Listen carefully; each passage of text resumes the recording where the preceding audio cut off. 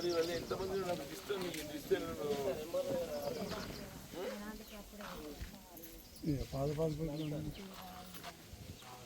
Revenue విలేజ్లో ఆలియా నాయక్ తండా ఉన్నది sir.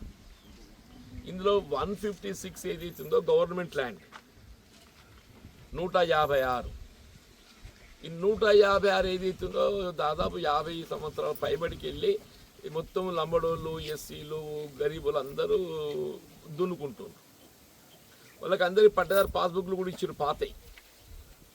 పాతయి pattadar పాస్బుక్లు ఉండే కదా సార్ అప్పుడు, బిఫోర్ తెలంగాణ ఫార్మేషన్. ధరణి రాకుండా ముందు ఏది ఇస్తుందో వాళ్ళకి పట్టదారు పాస్బుక్లు ఉన్నాయి. అంతా సరిగిన వాళ్ళు అనుభవించుకుంటూ వచ్చారు. ఇప్పుడు కూడా అనుభవిస్తున్నారు. వాళ్ళకి ఏం సార్ అంటే ధరణిలో పట్టదారు పాస్బుక్ రాలేదు, భూభారతిలో రాలేదు.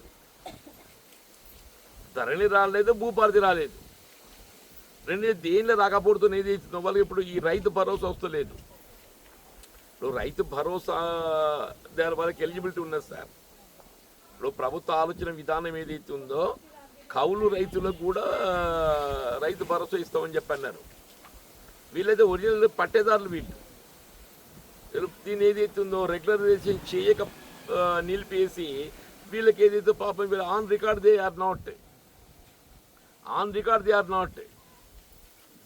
ఇప్పుడు మీ నోటీసులు ఉన్నది సార్ ఇది. అప్పుడు నేను గతం లోపల ఏదైతే ఉందో ఎమ్మెల్సీ ఉండగా ఆర్డీఓ గారికి ఇవన్నీ నేను రిప్రజెంట్ చేసిన సార్.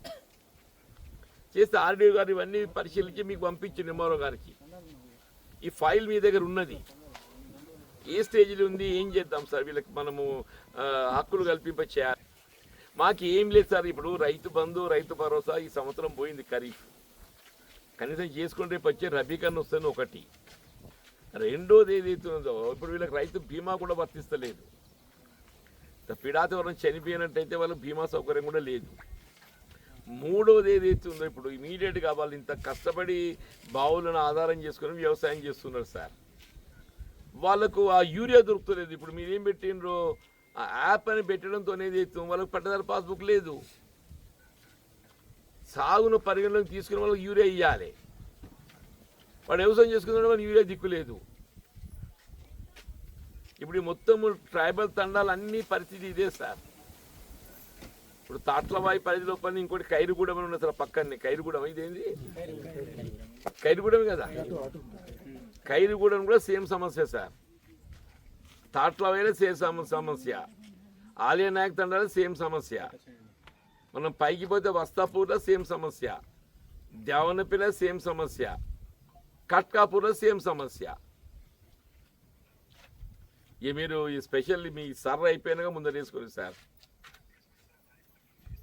అదే నేను కూడా అదే అంటాను సార్. ఇప్పుడు ఎస్ఐఆర్ అయ్యేదాకా మీకు ఎట్లా మేము చెప్పినా మీరు తెలుసు నాకు. ఇదే ఎస్ఐఆర్ ఒడిసిన తర్వాత ఇది ముందర వేసుకుందాం సార్.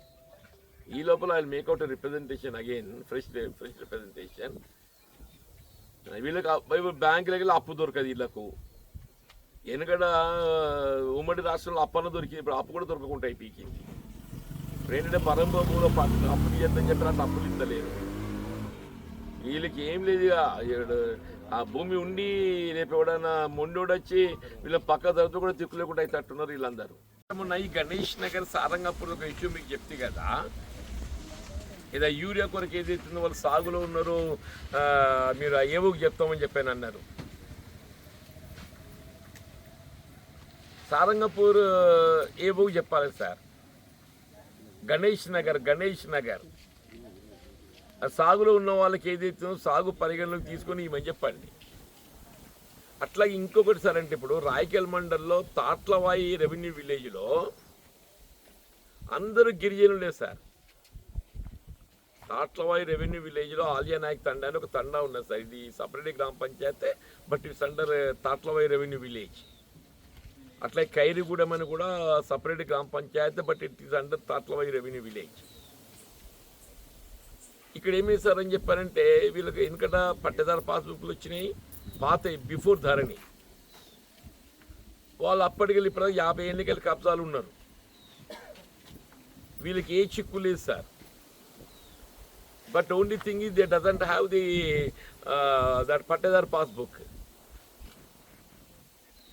లేదు. ధరణి బేస్ కానీ భూభారతి కానీ లేదు. కొద్దిగా దయచేసి తాట్లవా ఇప్పుడు వాళ్ళు ఏదైతే ఈ బాయిల మీద ఆధారపడి ఇటు మక్కాను పొలం చేస్తున్నారు సార్. మీ ఏవోని ఏదైతే ఉందో వాళ్ళ సాగు పర్యటన తీసుకొని యూరియా ఇవ్వమని చెప్పండి. ఇక్కడ ఏవో ఎవరు వస్తున్నారు తాట్లవాయికి?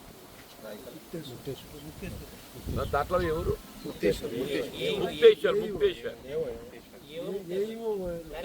ఆయనకు చెప్పి ఆ సాగును పరిగణలోకి తీసుకోమని చెప్పండి సార్. సాగు పరిగణలోకి తీసుకొని ఆ సాగు విస్తీర్ణానికి అనుగుణంగా ఆ ఏ పంట సాగు చేసిందో ఆ పంటకు అనుగుణంగా ఎంత యూరియా అవసరం పడుతుందో అంత యూరియా రాసిమని చెప్పండి సార్. మనకు అంత ప్రాబ్లం కూడా ఉండకపోవచ్చు. కాబట్టి ఏదైతే ఇది ఒక్కటి ప్రాబ్లం సార్ట్అవుట్ చేయండి సార్. ఇప్పుడు కుల వృత్తులలో అన్నింటికంటే ప్రమాదకరమైనటువంటి ఒక వృత్తి గీతా కార్మికులు ఏదైతే తాటి చెట్టు గీసేయడం, ఈత చెట్టు గీయడంపై ఆధారపడతారో ఇదన్నిటికంటే ప్రమాదకరమైన వృత్తిగా భావించడం తప్పదని చెప్పి అంటున్నాను.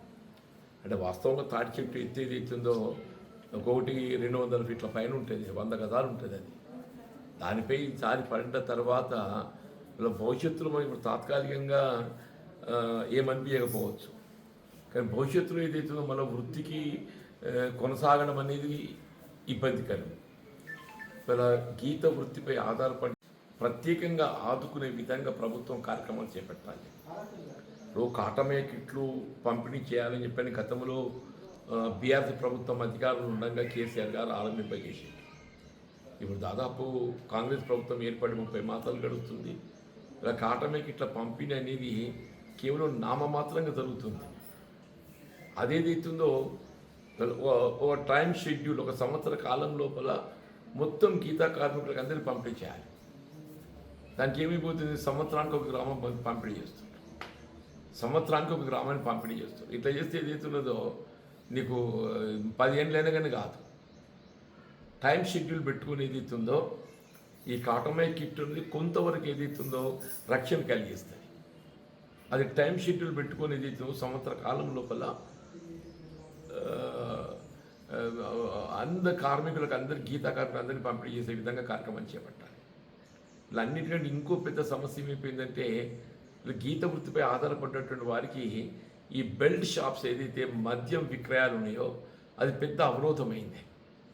ఇప్పుడు మీకు ఎక్కడ ఏ గ్రామం చూసినా కానీ ఏదైతే ఉందో ఇలా కనీసం 10 బెల్ట్ షాపులు అక్కడ తక్కువ ఉన్నాయి, 10 బెల్ట్ షాపులు అక్కడ తక్కువ ఉన్నాయి చెప్పంటాం. ఇప్పుడు లైసెన్స్ షాపులు తక్కువ ఉంటాయి, అన్లైసెన్స్ షాపులు ఎక్కువ ఉంటాయి. ఇలా ఈ బెల్ట్ షాపులకు ఏదైతుందో టైం నిబంధనలు లేవు, లైసెన్స్ షాపు టైం నిబంధనలు ఉంటాయి, కానీ బెల్ట్ షాప్లో టైం నిబంధనలు లేవు. వాడు అర్ధరాత్రి అయినా కానీ ఫోన్ కొడితే ఏదైతే తీసుకొచ్చి అందిస్తాడు. అర్ధరాత్రి అయినా ఫోన్ కొడితే ఏదైతుందో ఏటీఎం లాగా వాడు తీసుకొచ్చి అందిస్తాడు.